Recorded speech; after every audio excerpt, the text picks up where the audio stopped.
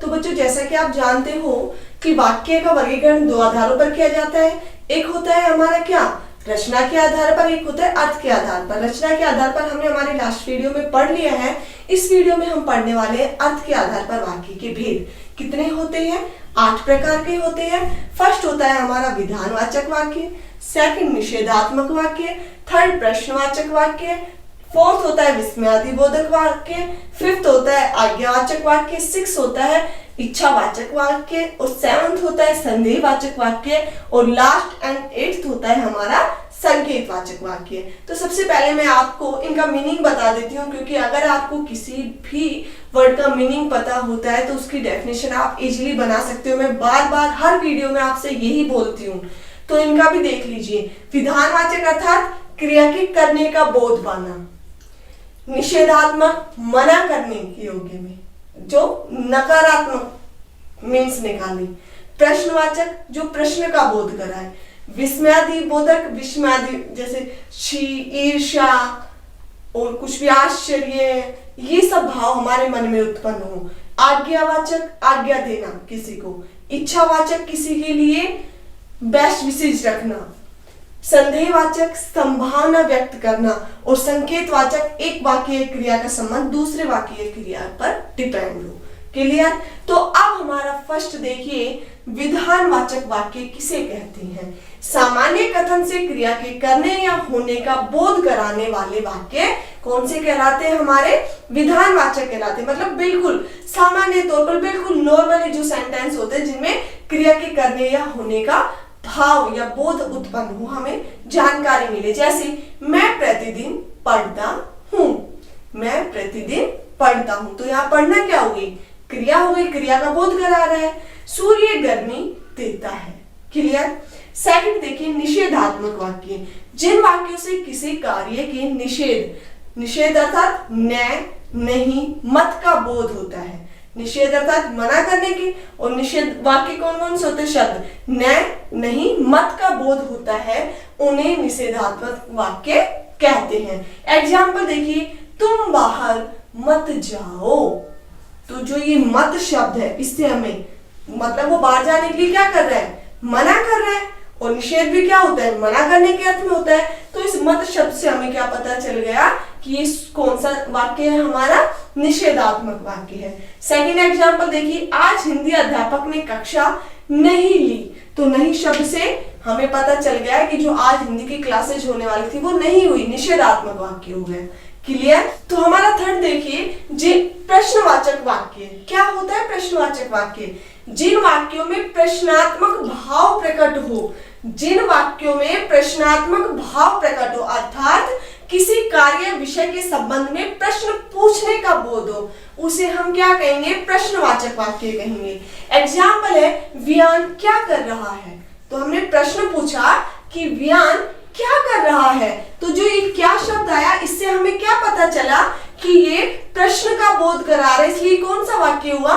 प्रश्नवाचक वाक्य हुआ। सेकंड एग्जांपल देखिए, अगर आप मेहनत करोगे तो ना जाने क्या बन जाओगे। अगर आप मेहनत करोगे तो ना जाने क्या बन जाओगे। तो क्या यहां भी हमें मिला है? तो आप बताइए कि क्या ये प्रश्नवाचक वाक्य है? क्या बन जाओगे? नहीं। मैं आपको बता दूं कि जहां हमें क्या, किसको, किसे आदि शब्द मिल जाते हैं तो उसे हम क्या कह देते हैं? वो प्रश्नवाचक वाक्य, चाहे वो किसी भी सेंटेंस में हो। नहीं, वो शब्द हमें प्रश्न का भाव भी उत्पन्न करवाएं। वो शब्द क्या, किसको, किसे, ये वाले शब्द जो WH वर्ड होते हैं वो प्रश्न का भाव उत्पन्न कराएं। जो शब्द भाव उत्पन्न कराएगा प्रश्न का, वही प्रश्नवाचक वाक्य कहलाएगा। क्लियर हुआ? तो यहाँ पर ये प्रश्न का तो भाव उत्पन्न ही नहीं करा रहा, बात आ रही मेहनत करोगे तो न जाने क्या बन जाओगे, तो ये प्रश्न का भाव उत्पन्न नहीं करवा रहा है, इसलिए ये क्या नहीं है? हमारा प्रश्नवाचक वाक्य का एग्जाम्पल नहीं है। क्लियर हुआ? नेक्स्ट देखिए, विस्मयादिवाचक या विस्मयादिबोधक वाक्य, जिन वाक्यों में घृणा, आश्चर्य, शोक, हर्ष आदि के भाव व्यक्त होने विस्मयादिबोधक वाक्य कहते हैं। घृणा मतलब किसी से ईर्ष्या करना, आश्चर्य हैरानी, शोक, दुखी, हर्ष, खुशी आदि के भाव उत्पन्न हो, उन्हें हम क्या कह देते हैं? विस्मयादि बोधक वाक्य। देखिए एग्जाम्पल, अरे कितना सुंदर फूल है, तो अरे, अरे जो ये शब्द है ये हमारा कौन सा है? विस्मयादिवाचक शब्द है, ठीक है ना? क्यों? क्योंकि किसका बोध करा रहा है? आश्चर्य का। अरे कितना सुंदर फूल है। सेकंड देखिए, वाह तुम तो बाजी मार गए, यहाँ खुशी उत्पन्न हो रही है बहुत ज्यादा कि वाह तुम तो बाजी मार गए। तो ऐसे शब्द जिस भी वाक्य में आ जाए वो हमारे कौन से वाक्य बन जाते हैं? विस्मयादिवाचक वाक्य। क्लियर? तो भाई नेक्स्ट देखिए, आज्ञावाचक वाक्य। आज्ञा, किसी को परमिशन देना। जिन वाक्यों से आज्ञा या अनुमति का बोध हो उन्हें आज्ञावाचक वाक्य कहते हैं। जैसे एग्जाम्पल देखिए, आप चुप रहिए, तो यहाँ आज्ञा किस चीज की दी गई है? चुप रहने के लिए, तो ये हमारा क्या हो गया?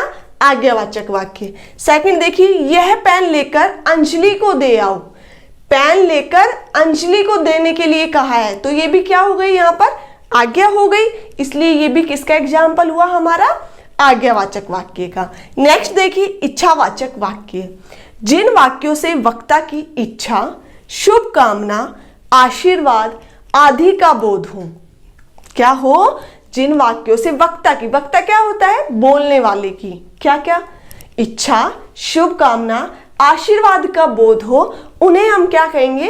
इच्छावाचक वाक्य कहेंगे। जैसे भगवान तुम्हें दीर्घायु करें, ये क्या हो गए? आशीर्वाद हो गया। तो ये हमारा किसका हुआ एग्जाम्पल? इच्छावाचक वाक्य का। आशा है आगे तुम उन्नति करोगे, उन्नति करने की क्या है? शुभकामना दे रहा है वो, तो ये भी हमारा क्या हो गया? इच्छावाचक वाक्य। क्लियर हुआ? तो नेक्स्ट देखिए हमारा संदेहवाचक वाक्य। क्या होता है संदेह? मीनिंग बताया था मैंने आपको, संभावना। जिन वाक्यों में कार्य के होने में संदेह अथवा संभावना का बोध हो उन्हें हम क्या कहेंगे? संदेहवाचक वाक्य कहते हैं। उदाहरण है, अब तक रमेश घर पहुंच चुका होगा। अब तक रमेश घर पहुंच चुका होगा, यहाँ हम अपनी संभावना व्यक्त कर रहे हैं, कंफर्म तो नहीं है ना, हमें सिर्फ संभावना व्यक्त कर रहे हैं कि वो घर पहुंच चुका होगा। सेकंड देखिए, आज वर्षा होने की संभावना है, तो यहाँ तो संभावना वर्ड आ ही गया, तो आप इजीली पता लगा दोगे, बता भी दोगे कि कौन सा वाक्य है ये? संदेहवाचक वाक्य है। लेकिन इससे फर्स्ट वाले में आप नहीं लगा पाओगे, इसलिए आप इसमें अनुमान लगा रहे हैं, सिर्फ वो संभावना व्यक्त कर रहा है, इसलिए भाव पर जाकर आप यहाँ कौन सा वाक्य कर दोगे? संदेहवाचक वाक्य। क्लियर? नेक्स्ट और लास्ट देखिए, संकेतवाचक वाक्य। जिन वाक्यों में एक बात या कार्य का, जिन वाक्यों में एक बात या कार्य का होना या न होना किसी दूसरी बात या कार्य के होने या न होने पर निर्भर हो, उन्हें हम क्या कहेंगे? संकेतवाचक वाक्य कहेंगे। मतलब दो बात होगी, दोनों एक दूसरे पर क्या होगी? डिपेंड होगी, ठीक है ना? संकेतवाचक वाक्य को हेतुवाचक वाक्य भी कहते हैं। दिस इज मोस्ट इंपॉर्टेंट कि हेतुवाचक वाक्य किसे कहते हैं। ये आपके कॉम्पिटिशन एग्जाम के लिए बहुत बेस्ट क्वेश्चन है, जो सिर्फ आप लोगों के लिए लेकर आई हूं मैं, कि संकेतवाचक वाक्य को हेतुवाचक वाक्य भी कहते हैं। हमने काल में पढ़ा था ना, हेतु हेतु मद भूत, हेतु हेतु मद भविष्य, कि एक बात का दूसरी बात पर निर्भर होना, और यहां भी यही हो रहा है संकेतवाचक वाक्य में, इसलिए इसको हम हेतुवाचक वाक्य भी कहेंगे। उदाहरण देखिए, अगर आप आते तो इतनी परेशानी नहीं होती। अगर आप आते मतलब परेशानी का किस पर निर्भर हो रही है? कि अगर आप आते तो परेशानी नहीं होती जितनी अभी हो रही है, तो यहां डिपेंड हो गया ना वो। सेकंड देखिए, दिव्या चले तो मैं भी चलूं। मेरा चलना किस पर डिपेंड हो गया? दिव्या पर, कि दिव्या चले तो मैं भी चलूं। क्लियर? तो आई होप आपको अर्थ के आधार पर जो वाक्य के भेद है 8, वो आपको बिल्कुल अच्छे से क्लियर हो गए होंगे। तो best of luck for your best future. Thank you so much watching the video.